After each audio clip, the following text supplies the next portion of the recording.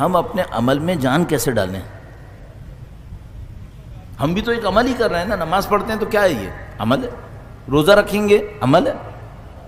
قرآن کریم پڑھیں گے عمل ہے. ہم کیسے اس کے اندر اثر ڈالیں؟ اس کا طریقہ کار یہ ہوگا کہ آپ اور میں اپنی نیت کو کچھ ایسا کر لیں کہ وہ نیت عمل کو قیمت دے دیتی ہے. ہم سب کو معلوم حضرت اسماعیل علیہ السلام کی والدہ اس پہاڑی سے اس پہاڑی تک گئیں. خدا نے واجب کر دیا کروڑوں انسانوں کے اوپر کہ تم بھی اس پہاڑی سے اس پہاڑی تک جاؤ. جا رہے ہیں. ایک جانور کے گلے پہ چھری چلائی حضرت ابراہیم علیہ السلام نے. خدا نے کہا کہ تمام مسلمان یہ کریں گے. ہو گیا. یہ عمل میں طاقت کیسے آتی ہے؟ عمل میں طاقت آتی ہے نیت سے، آپ کی توجہ سے، آپ کے خلوص سے. نماز میں کیسے ہم اپنے طاقت لے کر آئیں؟ قیام سے شروع کرتے ہیں. ویسے تو تکبیر سے شروع کرنا چاہیے. جب میں اور آپ کہتے ہیں اللہ اکبر تو کیا سوچیں؟ آپ تکبیر کہیں تو سب سے پہلے آپ تو یہ سوچیں، میں اپنی عوامی انداز میں سوچ رہا ہوں. ٹھیک ہے؟ سب سے پہلے تو میں سوچوں یہ تکبیر کہہ کر میں بیت اللہ میں داخل ہو گیا. اس تکبیر سے پہلے میں گردن موڑ سکتا تھا، اب نہیں موڑ سکتا. اس تکبیر سے پہلے میں کچھ بول سکتا تھا اپنی مرضی سے، اب نہیں بول سکتا.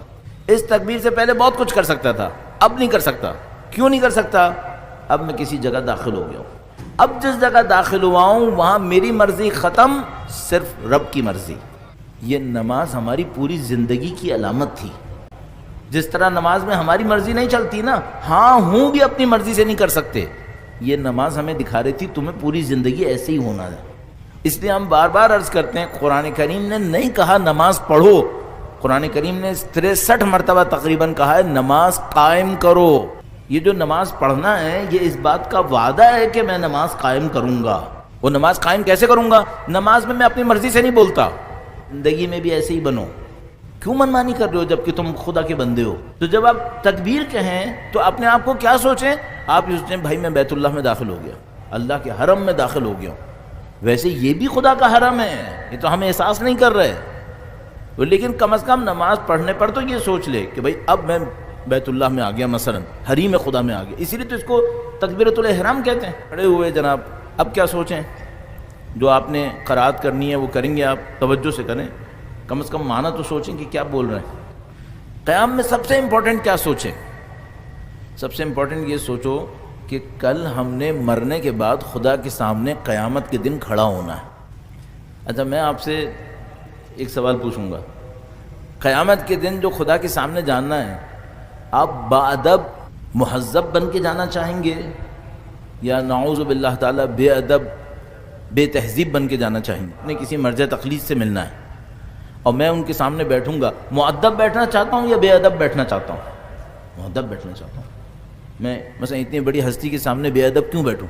کل مجھے زری پہ جانا ہے، زری پہ جاتے وقت میں اپنے آپ کو مؤدب بناؤں یا بے ادب رہوں؟ نعوذ باللہ تعالیٰ. ظاہر ہے میں چاہتا ہوں مؤدب بنوں. جو آپ قیامت کے دن خدا کے سامنے اپنے آپ کو دیکھنا چاہتے ہو نا، آج نماز میں ویسے ہی ہو جاؤ، خدا اسے سنبھال لے گا. اگر بہجت نے کیا کہا تھا؟ اول وقت نماز پڑھو، خدا تمہارے کام کو اول وقت حل کروا دے گا. آپ قیام میں ویسے کھڑے ہوں جیسے آپ خدا کے سامنے چاہتے ہیں کہ قیامت کے دن کھڑے نظر آئیں. نعوذ باللہ تعالیٰ. میں وہ ادائیں یہاں پہ نہیں عرض کروں گا کہ ایک آدمی نماز پڑھنے کھڑا ہوتا ہے، کبھی یوں کر رہا ہے، کبھی یوں کر رہا ہے، کبھی یوں الجھن کر رہا ہے. تو ذرا سے یہ سوچو اگر تمہیں کل خدا کے سامنے کھڑا ہونا ہوا اور یہی ہو رہا ہوا تو کیا ہوگا؟ خود اپنے اوپر غصہ آئے گا، یہ میں نے کیا کر دیا. تو ابھی مؤدب بنو، مہذب بنو. خدا کو سوچو کہ میں خدا کے سامنے کھڑا ہوں، کیسے کھڑا ہونا چاہیے. اور یہ بات ذہن میں رکھیے گا، ہر چیز ریکارڈ ہو رہی ہے، یہی قبر بن رہی ہے، اس میں کوئی شبہ نہیں رکھیے گا. میری داڑھی کے اوپر غور کر لیں، سفید ہو گئی ہوگی اب تک. اللہ شاہد ہے، اگر میں آپ سے کہہ سکتا ہوں نا اپنی قبر لکھ رہے ہیں، قبر لکھ رہے ہیں ہم لوگ، یہ ہم قبر لکھ رہے ہیں، یہ ہم اپنی زندگی لکھ رہے ہیں.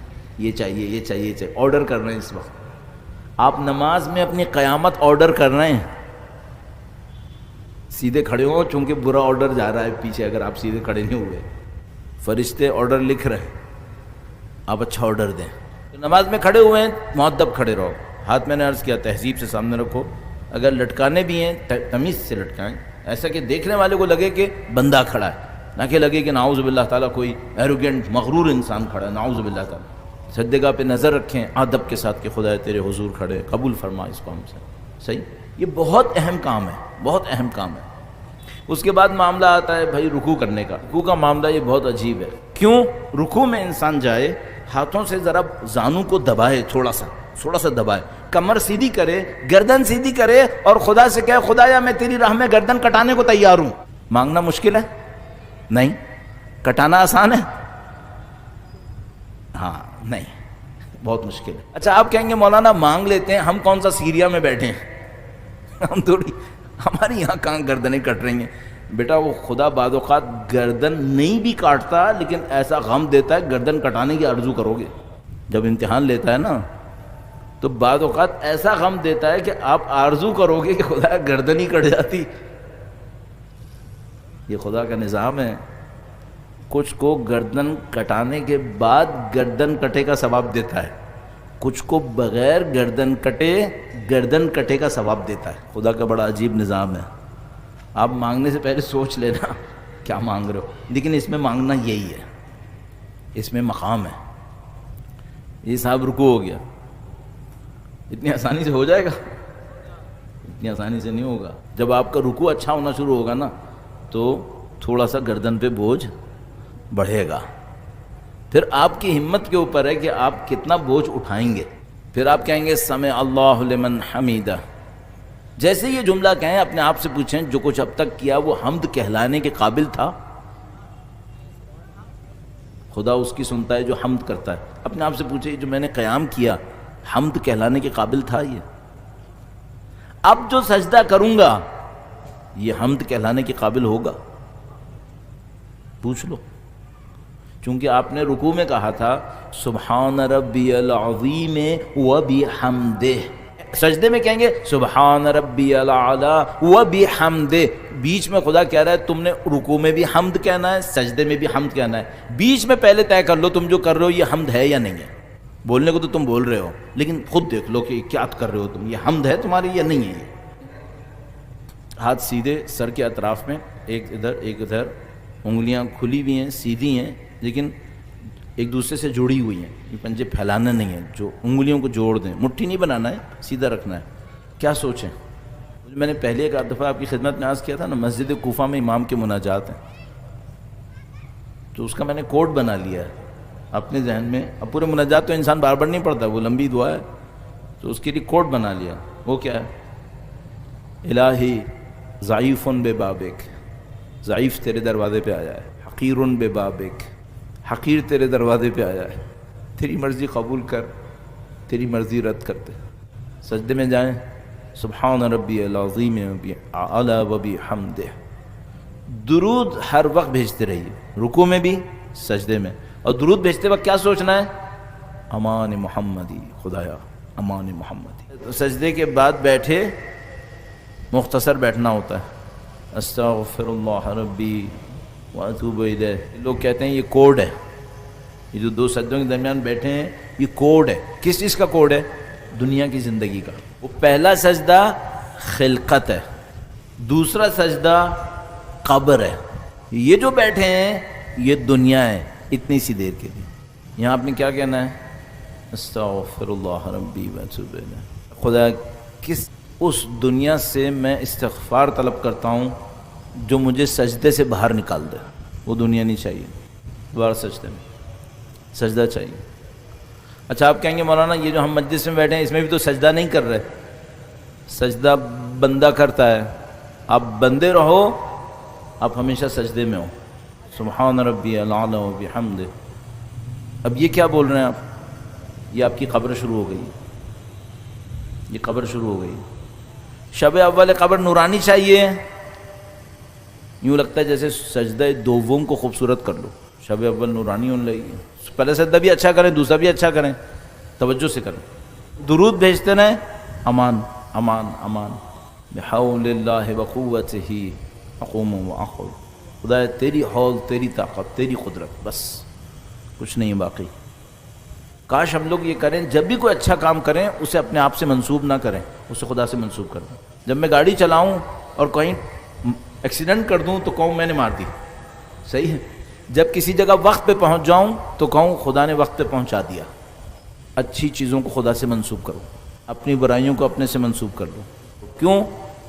خدا سب کا سب صرف خیر ہے، خدا سے دوری شر ہے، خدا سے دوری شر ہے، ورنہ خدا صرف خیر ہے. تشہد پڑھیں گے آپ، گواہی دیں گے.